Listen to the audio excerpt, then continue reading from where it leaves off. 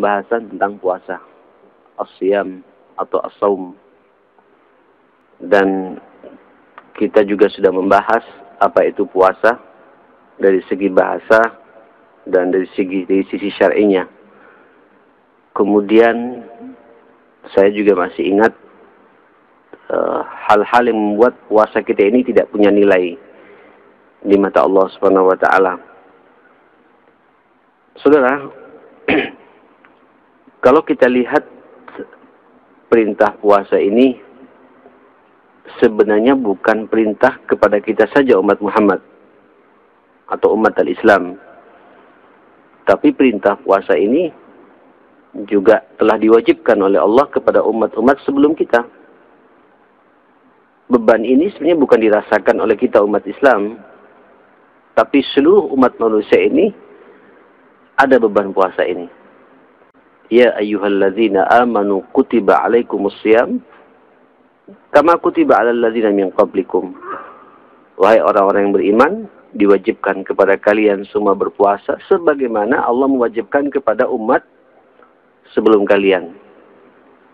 Jadi ini beban taklif syariat yang Allah tidak hanya mewajibkan kepada kita, tapi Allah juga mewajibkan kepada umat sebelum kita. Umat Yahudi berpuasa. Antum tanyakan sampai sekarang ada puasa mereka itu. Umat Nasrani berpuasa. Antum tanyakan, pasti mereka mengatakan ada puasa di kita ini. Bahkan umat-umat Majusi yang tidak agama samawi, Pak ya, Hindu, Buddha, mereka ada puasa juga dengan caranya mereka sendiri dan syariatnya. Subhanallah, tujuan dari puasa ini jelas. La'allakum tattaqun. Kalian nanti akan dicetak oleh Allah, kita semua akan diformat oleh Allah, dijadikan oleh Allah menjadi manusia-manusia yang bertakwa. Dengan puasa ada takwa. Saudara, lalu saya punya buku As-Siyam fil Islam, kecil Pak, yang ditulis oleh Al-Mahmud Shawwaf. Sangat indah buku itu. Ternyata ini puasa ini adalah sebuah ini kalau kita bicara Ramadan dulu Pak ya, walaupun nanti selain Ramadan juga ada puasa-puasa sunnah sebagaimana saya sampaikan pada pertemuan yang lalu. Puasa itu ada nilai-nilai yang kalau boleh saya katakan, saya sering ketika diminta untuk memberikan arahan-arahan, bedah buku atau seminar-seminar tentang puasa segala macam, ini adalah sebuah proyek Allah yang akan menyelesaikan semua permasalahan kita. Ya, tidak ada Pak sebuah penataran yang komprehensif, utuh, menyeluruh, syamil, mutakamil daripada puasa ini. Karena dengan puasa sampai ada istilah siyam, puasa ini adalah latihan buat kita untuk membina diri kita. Syahrul Ramadan atau Syahrul Siyam, bulan puasa ini atau hari-hari puasa ini adalah hari-hari menggembleng kita, mentarbiyah kita. Apanya yang ditarbiyah ini jamaah sekalian? Apanya yang dibina kita ini? Subhanallah, di situ ada 4 sentuhan. Pertama yang kita kenal dengan istilah tarbiyah ar-ruhiyah. Pembinaan rohani kita. Dengan puasa, antum terbina rohani kita, Pak. Nanti saya bahas masalah ini. Yang kedua, ada at-tarbiyah al-fikriyah atau al-aqliyah. Dengan puasa terbina pula akal pikiran kita. Oh, puasa hubungannya puasa dengan akal pikiran. Nanti kita baca, Pak. Kita lihat ya Pak sekalian. Dengan puasa, antum juga akan terbina pula. Akan ditatar oleh Allah, apa? Fisik kita. Badan kita ini.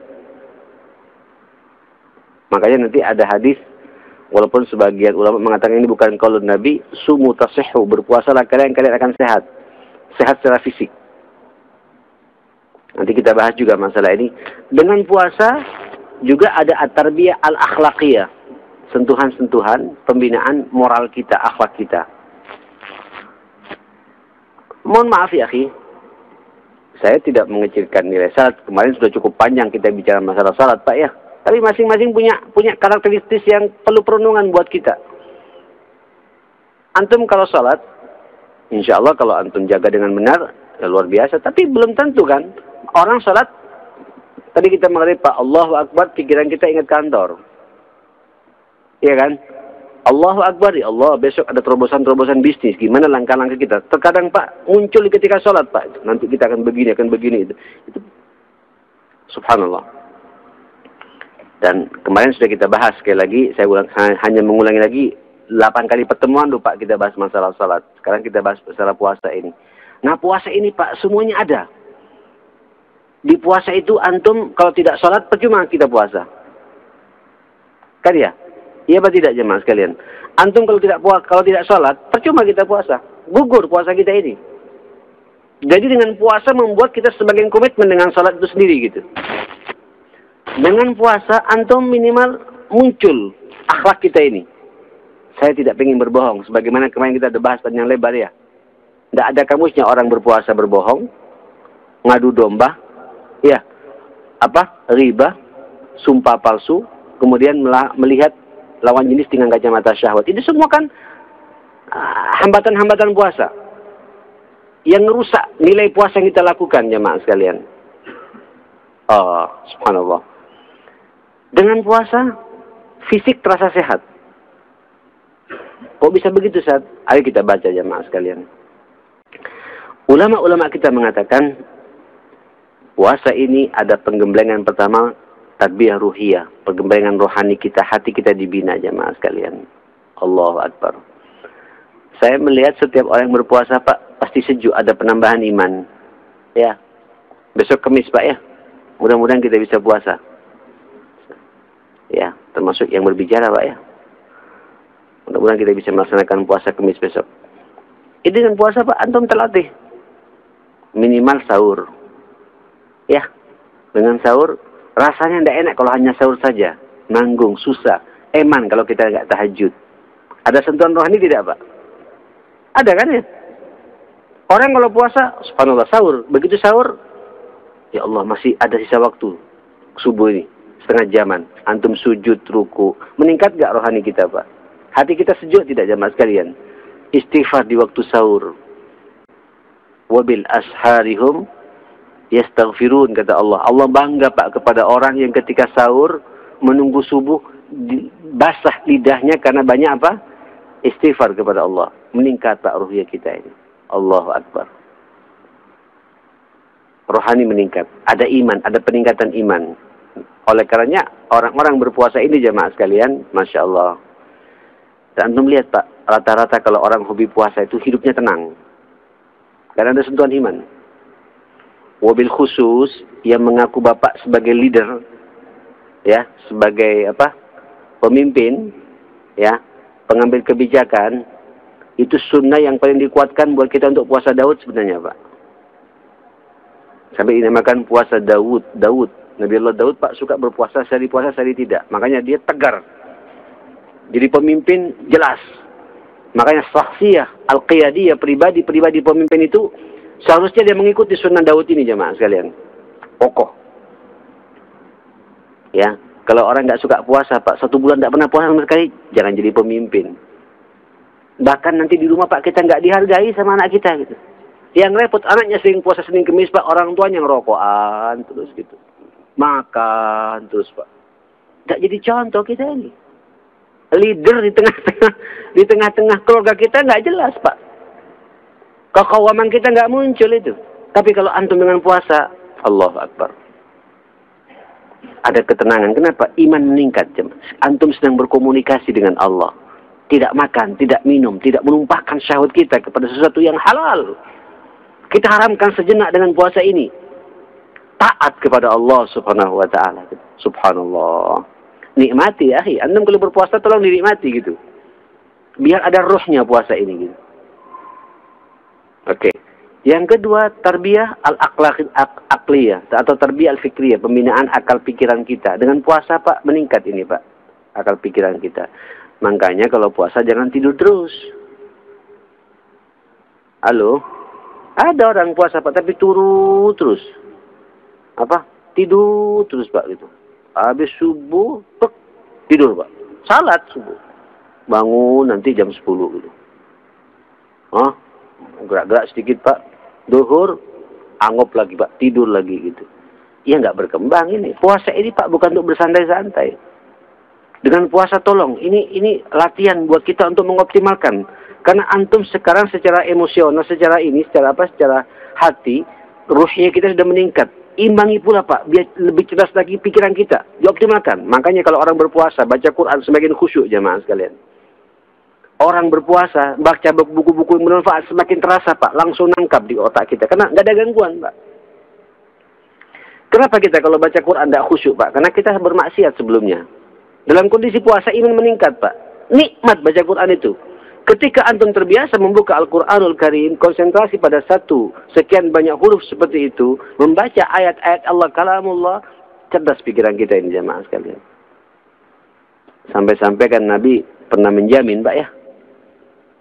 Ya, hamalatul Quran, orang yang suka baca Quran itu dijamin masa tuanya tidak akan pikun. Halo? Saya ngeliat bapak banyak orang tua di sini Pak, masya Allah. Tegar-tegar. Saya yakin antum ini suka baca Quran kelihatannya ini.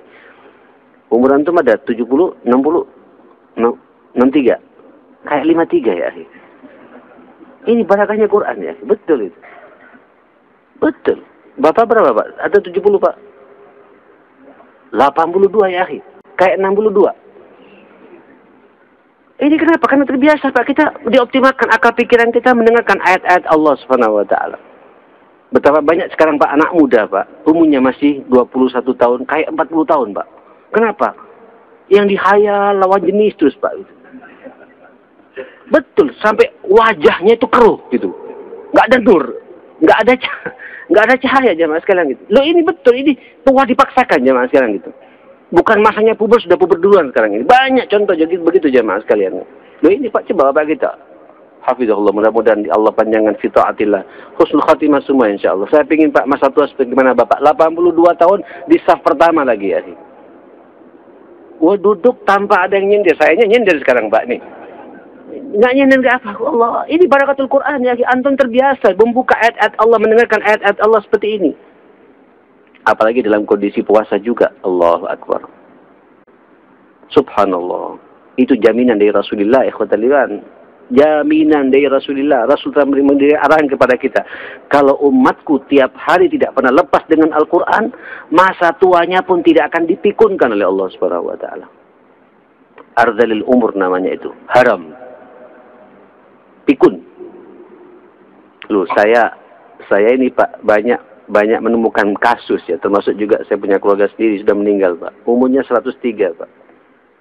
Meninggalnya pada umur 103. Meninggal pas malam Rabu. Di rumah sakit. Saya sendiri Pak yang menalkini. Memberikan kalimat-kalimat tauhid itu. Terakhir Pak meninggalnya dengan Yasin.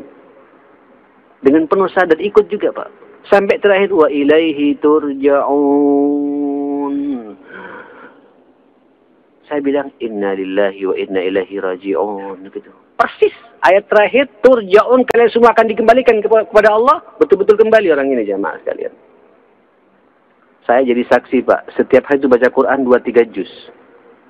Enggak pikun, enggak apa. Enggak pakai kacamata yang menarik Pak. Cuma gigi habis. Gigi habis, entek Pak gigi. Tinggal satu saja Pak sini. Saya bilang, "Nek, buang aja Nek." Jangan, ini dari Allah seperti ini. Teringat memori-memorinya semua jemaah sekalian itu. Enggak dipikirkan. Betul kata Rasulullah sallallahu alaihi wasallam. Makanya kalau antum enggak pengin pikun, tiap hari baca apa? Quran. Baca apa? Quran ya, Al-Quran. Al-Quranul Karim, kitab suci kita ini. Hatta Yasin, tidak jadi masalah. Awalnya Yasin dulu Pak, biar kita istiqomah gitu. Tapi kalau bisa Pak, tiap hari Kalau bisa satu hari 1 juz, Pak ya. Sekarang Pak tanggal berapa ini? Tanggal berapa sekarang? 26 ya? Baca juz 26. Besok tanggal 20 baca juz 20. Ikutin almanak saja Pak. Nanti tuntas lagi. Kalau tidak bisa ya tidak apa-apa. Ya sehari setengah juz. Nanti 2 bulan hatam. Ulangi lagi. Rasakan jamaah sekalian. Apalagi antum dalam kondisi berpuasa. Waduh, itu semakin tarikannya semakin khusyuk Pak. Nikmat baca Quran itu. Oke, balik lagi pada puasa ini. Saudara sekalian, jemaah sekalian, ibu-ibu dan yang dimuliakan Allah, termasuk juga para ulama mengatakan puasa ini adalah ada tarbiyah selain ruhiyah, fikriyah, ada tarbiyah akhlakiyah. Tarbiyah apa? Tarbiyah moral. Ya, akhlak. Orang kalau puasa nggak ada kamusnya Pak, ngamuan ya. Ya. Orang kalau puasa boleh nggak emosi Pak? Emosi ini masalah akhlak tidak jemaah sekalian? Masalah akhlak. Akhlak yang tidak benar. Kalau puasa, nggak boleh saya puasa ini. Ngamuk-ngamuk sama orang. Saya berpuasa, tidak ada kamu siapa. Kemudian mata kemana-mana Pak. Inni sha'im. Kata Nabi di riwayat yang lain, wa in qatalahu ahadun aw sabbu faqul Allahumma inni sha'im. Kalau ada orang ngajak berantem sama kamu, ya, ngajak berdebat, ngajak cekcok, ngajak tukaran, katakan saja saya sedang apa? Sedang apa? Puasa, Pak. Padahal, Pak, biasanya tabiat orang kalau lapar tidak dalam kondisi puasa, ngamuk tidak, Pak? Halo? Tapi kenapa dibalik dalam Islam, Pak? Puasa itu justru latihan, sekaligus latihan pula untuk mengendalikan nafsumu itu. Ini masalah akhlak, Pak. Tidak ada dusta dalam puasa, akhlak. Ya. Dengan puasa tidak ada apa? Namimah, akhlak. Dengan puasa tidak ada riba, akhlak. Dengan puasa tidak boleh kita melihat apa yang diharamkan oleh Allah, akhlak. Dengan puasa juga antum dilatih disiplin juga, Pak. Disiplin akhlak tidak jamaah sekalian? Disiplin akhlak apa tidak jamaah sekalian? Akhlak. Duhurnya tepat waktu, asarnya tepat waktu, ya. Apalagi berbukanya, Pak ya. Kalau berbuka semua tepat waktu ya. Apa ada berbuka tidak tepat waktu, Pak? Oh, itu sebuah kedisiplinan yang enak, kata Nabi. Kata para ulama itu. Subhanallah. Begitu kau dengan suara azan, jangan nunggu sampai la ilaha illallah. Kelamaan. Begitu Allahu Akbar, langsung Allahumma laka sumtu wa bika amantu wa alaikum. Berbuka. Kata Nabi, selamanya umatku akan dalam kondisi keberkahan dalam hidupnya, ma'ajilul fitrah. Kalau dia cepat-cepat segera berbuka itu. Allah. Disiplin, Pak. Ya, disiplin berbuka puasa. Allahu Akbar. Disiplin apalagi jemaah sekalian? Disiplin datang ke masjid. Kenapa? Saya dalam kondisi dekat dengan Allah. Dilatih. Akhlak muncul. Subhanallah. Ya. Dengan puasa, di saat antum lapar, muncul sebuah perasaan apa, Pak? Jam 11, jam 12. Bunyi kan perut kita ya. Oh, Allah Akbar gitu. Coba Pak, kalau bunyi jangan hanya kedar, ya Allah. Ya, coba Bapak merenung gitu.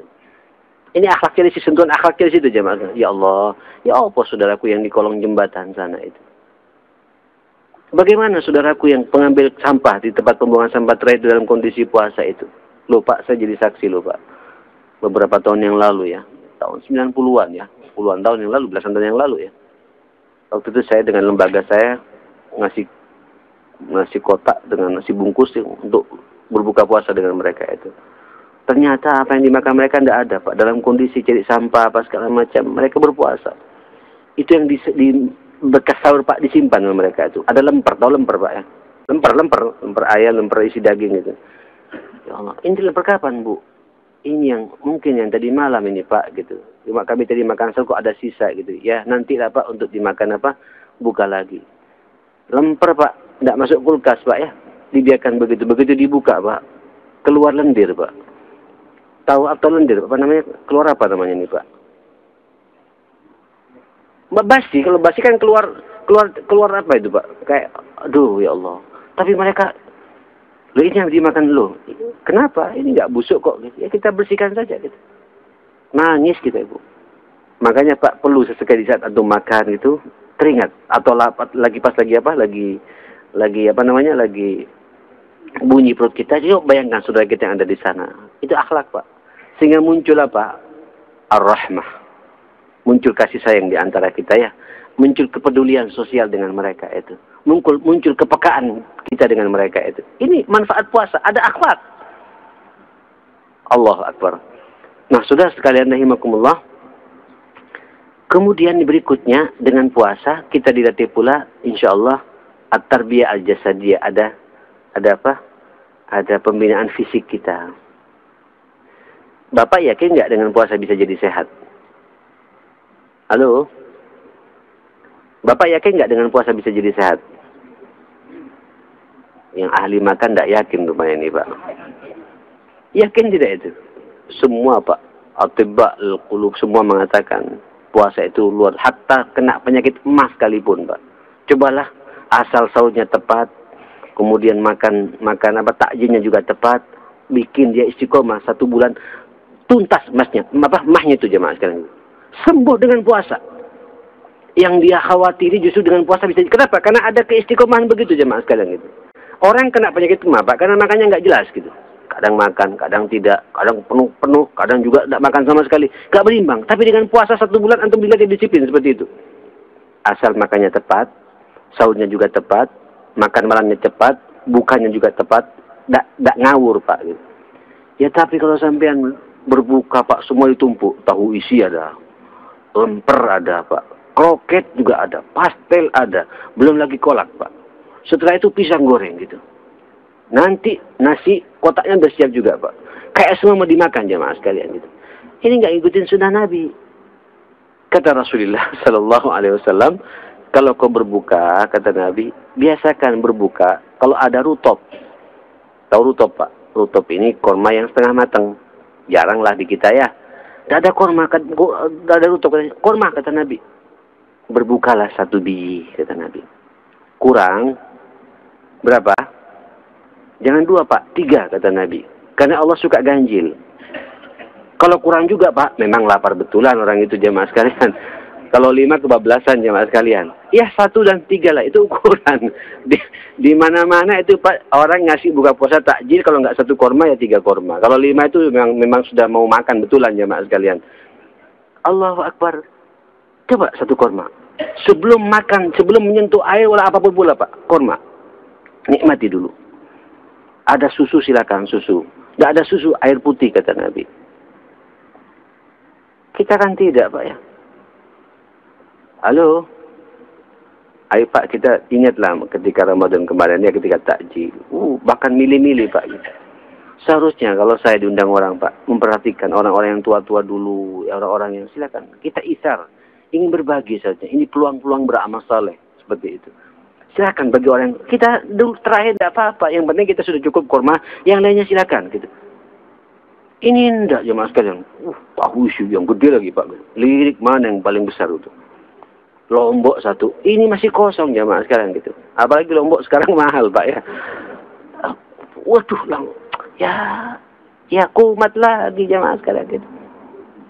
Ya kalau terpaksa, kalau ngikutin sunnah jemaah sekalian, Nabi itu korma dengan susu, kemudian minum air putih, salat maghrib. Baru salat maghrib Nabi, Pak Sallallahu Alaihi Wasallam itu katanya baru dia ngambil apa snacknya itu. Ada bubur ya, bubur dimakan sama Nabi ya. Ada kalau kita mungkin pastel atau kroket, cukup 1, 2 selesai, Pak. Nunggu isya. Isya baru kita kemudian salat di situ jemaah sekalian. Habis salat baru kemudian kita makan malam. Sejenak ngobrol-ngobrol dengan istri, dengan anak-anak, baru kita tidur. Sahur, Pak, begitu lagi. Ini yang ngikutin irama yang ditentu saya, Pak, terus saya paling tersiksa ketika diundang orang berbuka puasa, Pak. Ya bukan buat kemudian Bapak jangan undang saya, Pak, jangan, Pak ya. Ya artinya saya nggak bisa nggak dimakan. Saya harus kemudian menghormati orang yang kemudian menyajikan begini. Kenapa? Kalau udah kenyang, Pak, malas salat isya gitu. Malas gak mufakat gitu. Coba antum perhatikan, ketika sudah perut kenyang, idam tala'atil butun, namatil uyun. Kalau sudah perut penuh, itu matanya ngantuk, Pak. Hanya malas, ya Allah baru maghrib, sudah isya lagi katanya. Kenapa? Yang dia makan banyak masalahnya, Pak gitu. Penuh di sini jemaah sekalian gitu. Nah, ikhwatul iman, pengalaman rumah yang ketawa-ketawa rumah ini, Pak ya. Ya ini kenyataan yang kita hadapi dalam kehidupan kita seperti itu. Oke. Jadi 4 ini Pak, kalau 4 ini saja jamaah sekalian, ruhiyahnya meningkat, ada iman, Allahu Akbar ya. Akalnya cerdas karena terbiasa merenungi ayat-ayat Allah dan baca Al-Quranul Karim. Ya, akhlaknya indah dan memukau, fisiknya sehat. Itu Pak yang dikatakan oleh Allah, la'allakum tattaqun. Takwa itu Pak, bentuk seseorang yang utuh, menjadi manusia seutuhnya ya jamaah sekalian. Utuh fisiknya, utuh akhlaknya, utuh pikirannya, utuh pula rohaninya jamaah sekalian gitu. Dengan puasa antum bisa merasakan semua itu. Nyambung ya? Baik, cukup Pak. Udah jam terus antum ini. Ya. Masih ada waktu 10 menit Pak. Ya, saya buka aja dialog. Selanjutnya saya akan baca hadis-hadis Nabi terkait dengan puasa pada pertemuan yang akan datang insyaallah. Monggo. Masih ada waktu 10 menit. Yang bertanya dipersilakan. Ya. Bentar, Ibu dulu. Oh, Ibu dulu, monggo. Bismillahirrahmanirrahim.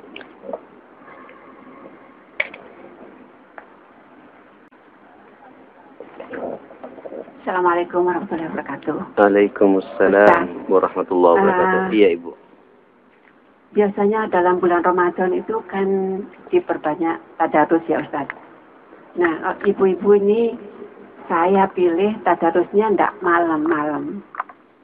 Tapi saya besoknya sekitar jam 8-9. Karena harus rampungkan 2 juz. Itu pun enggak bisa kejar tayang sampai 2 jam Ustaz. Iya. Nah, itu bagaimana? Karena ibu-ibu itu kan masih mesti masak, mesti begini begitu. Ya. Itu nomor 1 Ustaz. Ya. Nomor 2, saya kalau waktu takjil itu hanya makan, minum teh panas sama sekedarnya buah. Baru bisa makan setelah saya pulang tarawih 23 rakaat. Karena saya khawatir seperti yang tadi itu ngantuk dan batal Ustaz. Ya. Kalau saya batal, lari ke belakang itu ibu-ibu itu terlalu jauh ke sana Ustaz. Monggo, ya. Ya, itu tidak apa-apa ya Ustaz. Oh, bagus itu Ibu. Iya. Terima kasih Ustaz. Ya. Assalamualaikum warahmatullahi wabarakatuh. Sama-sama. Yang nomor 2 bagus sekali itu. Ya, kalau bisa ditiru ke kita semua bagus. Cuma ada juga Ibu, orang kalau lapar kemudian tidak bisa salat gitu. Halo? Halo? Ada Pak. Saya punya teman Pak. Kalau sudah siang itu Pak, dari mulai jam 11 sampai jam 3 jangan diajak ngomong Pak. Tidak nyambung. Tak nyambung. Betul Pak. Tapi begitu menjelang maghrib Pak, ngelihat kroket, ngelihat ini. Wah, aduh. Aslinya keluar Pak. Familiar, care sama orang. Begitu udah azan, waduh lebih care lagi Pak. Wah, nyambung gitu. Ada tipikal-tipikal orang kayak gitu jamaah sekalian. Ya ini nggak bisa dipaksakan. Memang ya saya tidak kemudian harus mengikuti sunnah Nabi, harus saklek sebagaimana ibu tadi itu. Tapi kalau bisa seperti itu sunnah Nabi SAW. Seperti itu. Kemudian ibu tadarusan. Tadarus ini kan tidak hanya malam Mbak ya. Memang ada menghidupkan malam di bulan Ramadan. Menghidupkan malam itu sebenarnya ya dengan salat tarawih. Kemudian bacaan Qur'annya diperpanjang. Itu sudah menghidupkan malam. Adapun tambahan kita bikin halaqah tadarusan itu plus Pak, tambahan saja. Nilai lebih yang harus kita syukuri pada Allah. Antum tadarusan ba'da subuh boleh. Tadarusan nanti duha.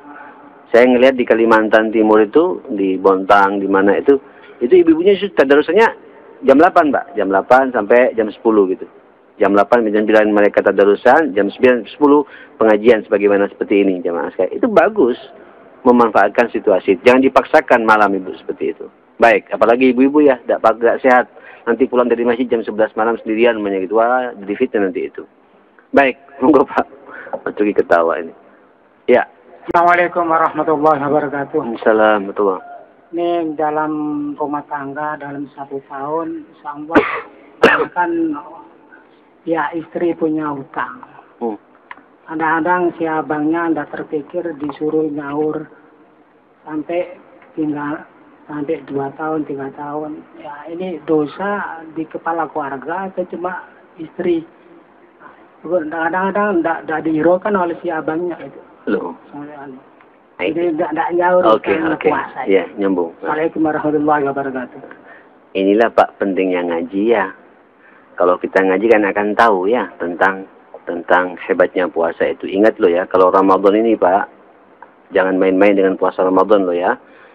Kata Nabi, andai kata umatku tahu apa yang dia tinggalkan 1 hari di bulan Ramadan, kemudian sudah mengkodoknya 1 tahun penuh, tidak akan mampu mengalahkan 1 hari yang dia jalankan di bulan Ramadan itu. Nah, makanya Pak, kita perlunya ngaji biar tahu tentang dahsyatnya puasa di bulan Ramadan seperti itu. Maka kita Pak, kalau masih ada di antara kita istri kita masih belum nyaur, ayo sahur. Insya Allah kalau nggak nyaurnya Senin Kemis saja itu, ya akan tuntas. Apalagi kan cuma utangnya 1 minggu biasanya Pak ya. Kan rutinitas bulanan kan 1 minggu ya. Head datang bulan itu kan 1 minggu biasanya Pak. Ngambil Senin Kemis saja udah selesai sebenarnya itu. Ya. Nah cuma Pak jangan diganggu oleh bapak-bapak ya. Halo. Kata Rasulullah, kalau suami ada di rumah kau puasa, harus minta izin suami gitu. Loh, kalau puasa wajib Pak, hati-hati. Kalau puasa wajib itu hanya Allah Subhanahu wa Ta'ala. Suami juga nanya, kau puasa apa sekarang ini? Wajib Bang, lanjutkan. Ya ngerti Pak. Walaupun kita sudah mententang Pak, sudah tegangan tinggi umumnya gitu Pak ya. Tiba-tiba kita ditanya, kau puasa apa sekarang? Wajib atau sunnah? Sunnah Bang, batalkan. Ini ada yang wajib. Boleh itu Pak. Nggak apa-apa. Loh, ini kita bicara syariat, jemaah. Tapi kalau yang wajib Pak, jangan diganggu orang kayak gitu. Kasihan. Ini haknya Allah Subhanahu wa Ta'ala seperti itu. Lanjut. Ya. Terima kasih Pak Ustadz. Naam. Tadi dikatakan bahwa berpuasa itu kan hanya kepada orang-orang yang beriman Pak Ustadz. Tapi tadi Ustadz mengatakan bahwa juga puasa itu dimana sebagaimana orang-orang sebelum kamu. Iya. Nah, orang-orang sebelum kamu ini kan tadi Ustadz katakan orang Yahudi, orang Nasrani. Apa makna dan keuntungan mereka bagi perintah dari Allah itu supaya dia berpuasa gitu? Nah, ya. Setahu saya hanya untuk orang-orang yang beriman. Ya. Berpuasa itu. Terima kasih. Assalamualaikum. Makanya Allah Subhanahu wa Ta'ala mengatakan Pak pada ayat itu, kama kutiba 'alal ladzina min qablikum. Sebagaimana Allah juga mewajibkan kepada umat sebelum kamu, sebelum Islam ini datang. Nyambung Mbak ya. Orang Yahudi sebelum Islam datang, mereka itu orang mukmin. Orang yang juga mengakui nabinya Nabi Allah Musa dan Tuhannya adalah siapa? Allah Subhanahu wa Ta'ala. Orang Nasrani juga mengakui pada waktu itu mereka adalah orang yang mukmin. Mukmin dengan kenasraniannya dia. Kenapa? Karena mereka meyakini nabi mereka adalah Nabi Allah Isa dan Allah Tuhannya adalah siapa? Allah Subhanahu wa Ta'ala. Jadi ini perintah ini sebelum mereka dengan keimanannya, bagaimana bentuk puasanya? Ini beda pendapat di antara ulama. Bahkan katanya Pak, puasa orang-orang sebelum kita lebih dahsyat lagi. Ada puasanya itu harus nyambung 2 hari berturut-turut. Hanya boleh berbuka di pertengahan itu dengan makanan yang tidak disentuh oleh api gitu. Itu puasanya orang-orang Bani Israel begitu. Tapi orang Islam tidak Pak. Alhamdulillah ya. Begitu berbuka, mau makan kambing, mau makan ikan, mau makan apa, semua masuk. Pak ya, sampai kita juga bersenang-senang dengan istri kita malam hari juga boleh. Allahu Akbar. Siang, jangan. Ya, ini larangan Pak ya. Harus ada rem yang kuat itu Pak. Harus dimasukkan ke bengkel betul itu. Untuk kemudian bisa mengendalikan. Ini latihan untuk melatih kesabaran kita. Jadi, pada waktu itu Pak, mereka orang-orang beriman dengan agama yang ada pada saatnya pada waktu itu. Apakah sekarang masih dilaksanakan? Wallahu a'lam. Tapi yang jelas mengingatkan Allah kepada kita, umat sebelum kamu, Yahudi, Nasrani, dan agama Nabi Allah Saleh, Nabi Allah Nuh, Nabi Allah Saleh, itu mungkin mereka berpuasa semua, ada perintahnya dari Allah Subhanahu wa Ta'ala. Bagaimana bentuk puasanya? Wallahu a'lam. Seperti itu. Naam. Assalamualaikum warahmatullahi wabarakatuh. Assalamualaikum. Saya Muhammad Taufik dari Sepanjang Pak. Ahlan wa sahlan. Ada satu pendapat dari seorang pengusaha non-muslim mengatakan bahwa puasa membuat produktivitas menurun Pak. Di perusahaannya. Ya. Itu beliau diamati selama bulan Ramadan. Ya. Menurut tanggapan Ustadz bagaimana? Assalamualaikum warahmatullahi wabarakatuh. Soalnya nggak difasilitasi sama pengusahanya nih Pak gitu. Coba diundang berbuka bersama di situ ya, adakan pengajian, pasti ada produktivitas gitu. Antum lihat, mohon maaf saya menyebutkan nih Pak, di Telkom, di Indosat, di BI, semua meningkat di bulan Ramadan. Barokah luar biasa. Apalagi kemudian telekomunikasi kayak gitu Pak, orang SMS segala macam lebih barokah lagi Pak ya. Kebalikannya justru. Dan kalau kita lihat sejarah jemaah sekalian, Allahu Akbar. Dengan puasa ini ma'asyarul muslimin, coba lihat kejadian-kejadian besar terjadi di bulan Ramadan. Perang Badar, Pak. Badar. Perang Badar, perang yang spektakuler, itu terjadi pada tahun kedua, di mana pada bulan itu pula Allah juga telah mewajibkan puasa pada kaum muslimin. Dalam kondisi berpuasa, justru semangat untuk apa? Untuk apa? Untuk jihad fisabilillah, dan kemenangan demi kemenangan diberikan oleh Allah Subhanahu wa taala. Artinya puasa ini Pak bukan untuk bersantai-santai. Berarti pemahaman kita kalau kemudian produktivitas menurun, boleh jadi pemahamannya tidak paham apa arti puasa itu sebenarnya. Satu. Atau yang kedua, sama pengusahanya ini Pak terlalu medit barangkali gitu ya. Dia tidak mau memfasilitasi. Ayo adakan pengajian di sini, arahkan dia, insya Allah dia akan muncul amanahnya. Dia takut betul, terlambat takut. Kenapa? Kalau saya terlambat, saya akan mengurangi pahala puasa saya. Karena saya korupsi waktu di situ gitu.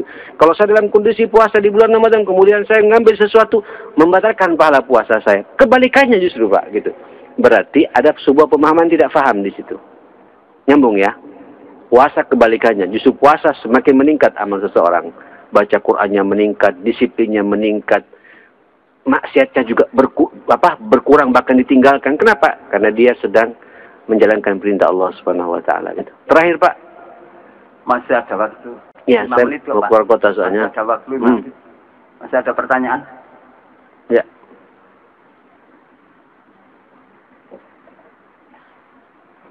Ya. Assalamualaikum warahmatullahi wabarakatuh. Assalamualaikum warahmatullahi wabarakatuh. Ustadz sebelum mulai ceramah berdoa. Saya lihat bagian dari doa itu ada di Al-Baqarah surat As-Sukhrah-nya Ikhwanul Muslimin. Mohon penjelasan.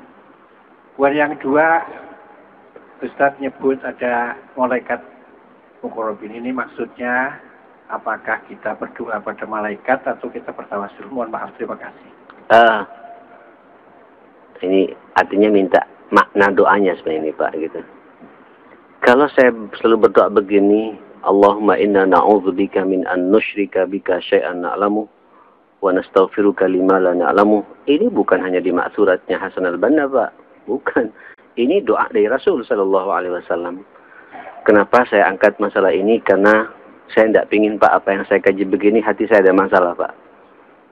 Ini kata Nabi, doa yang bisa mengantisipasi bentuk-bentuk riya, bentuk-bentuk kesombongan, bentuk-bentuk amal-amal yang bukan murni karena Allah Subhanahu wa taala. Jadi kita kan manusia Pak ya, suka-suka muncul ujub kita, suka-suka muncul riya kita, suka-suka muncul ingin dipuji oleh orang. Insya Allah kalau kita berdoa begitu akan dihapus dosa kita oleh Allah Subhanahu wa taala. Maka perbanyaklah kalian berdoa, Allahumma inna na'udzubika min an nusyrika bika. Ya Allah, aku berlindung kepadamu dari bentuk-bentuk syirik yang kami ketahui. Artinya sengaja musyrik Pak. Ya. Wa nastaghfiruka lima la na'lamu, dan kami istighfar kepadamu, minta ampun kepadamu dari bentuk-bentuk syirik yang tidak kami ketahui. Apa itu? Syirik kecil. Apa syirik kecil itu Pak? Ingin dipuji oleh orang riya gitu. Loh ini Pak Ustadz kadang-kadang suka ini Pak, suka overdosis ya. Pingin mendapatkan aplaus, apresiasi. Mudah-mudahan tidak ada pada Ustadz kita semua insyaallah. Kemudian doa yang kedua Allahumma inna nas'aluka fahman nabiyyin. Ya Allah, aku memohon kepadamu pemahaman sebagaimana kau berikan kepada nabi-nabimu itu. Ya. Wa ilhamal malaikatil muqarrabin, dan berikan pula kepada kami ilham sebagaimana kau berikan kepada malaikat-malaikatmu yang dekat denganmu itu. Wah, doa yang sangat bagus ini. Ya, doa yang sangat indah seperti itu. Wallahu a'lam. Baik, subhanakallahumma wa bihamdika asyhadu an la ilaha illa anta astaghfiruka wa atubu ilaik. Rabbana atina fid dunya hasanah wa fil akhirati hasanah wa qina adzabannar. Wa sallallahu ala sayyidina Muhammadin wa alihi wa sahbihi wasallam. Walhamdulillahi rabbil alamin. Wa lafu minkum. Assalamualaikum warahmatullahi wabarakatuh. Masih ada waktu 6 menit menjelang azan salat Isya. Para jamaah barangkali mau berwudu, dipersilakan.